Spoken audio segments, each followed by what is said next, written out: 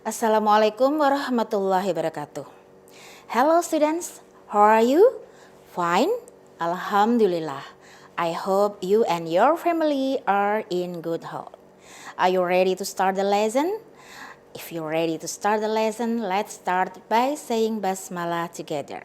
Bismillahirrahmanirrahim. Okay students, I want to show you a picture.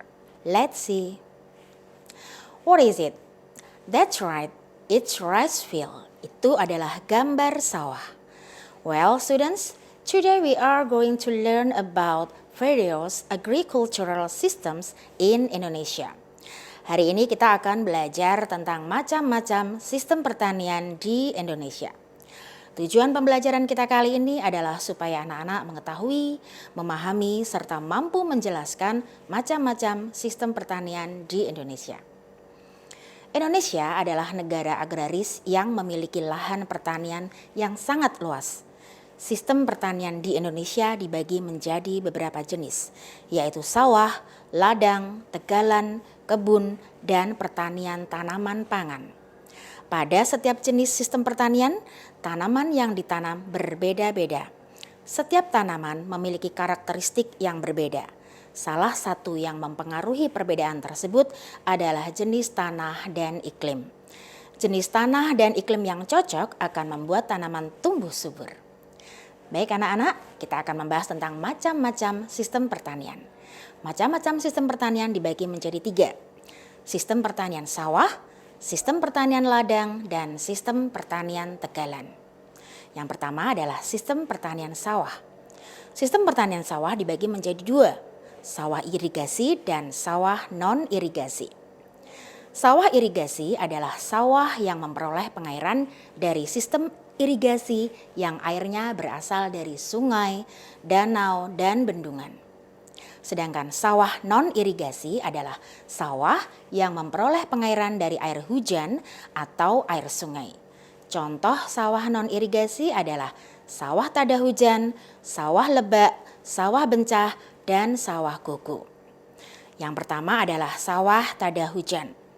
Sawah tada hujan adalah sawah yang pengairannya berasal dari air hujan sehingga penanamannya dilakukan saat musim hujan.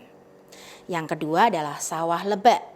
Sawah lebak adalah sawah yang berada di sebelah kanan kiri sungai yang tanahnya lebih rendah daripada sungai tersebut. Yang ketiga adalah sawah bencah. Sawah bencah adalah sawah yang letaknya berdekatan dengan rawa atau muara sungai di daerah pantai. Pengairannya berasal dari sungai yang dipengaruhi oleh pasang surutnya air laut yang bercampur dengan air sungai tersebut. Dan yang keempat adalah sawah gugu. Sawah gugu adalah sawah yang ditanam di lahan kering tanpa penggenangan air. Yang kedua adalah sistem pertanian ladang. Sistem pertanian ladang merupakan cara bertani di lahan kering yang ditanami tanaman musiman atau tahunan. Jenis tanaman yang ditanam biasanya adalah tanaman hortikultura. Contohnya bayam, kubis, bawang, melon, semangka, dan stroberi. Sistem pertanian ladang dibagi menjadi 2, ladang menetap dan ladang berpindah. Ladang menetap adalah ladang yang dikerjakan secara menetap. Sedangkan ladang berpindah adalah kegiatan ladang dengan cara membuka ladang. Yang ketiga adalah sistem pertanian tegalan. Sistem pertanian tegalan adalah daerah pertanian dengan lahan kering yang bergantung pada pengairan air hujan. Jenis tanaman yang ditanam adalah tanaman musiman atau tahunan. Bentuk permukaan tanah tidak rata sehingga sulit dibuat pengairan atau irigasi. Saat kemarau, lahan sulit ditanami karena lahan menjadi kering. Contohnya jagung, ketela pohon, kedelai, dan kacang-kacangan. Berikut adalah contohnya. Well, students, that's all about various agricultural system in Indonesia. Okay, let's review the lesson. What have we learned? Yes, we learned about various agricultural system in Indonesia. Okay, I think that's all for today. Thanks for your watching.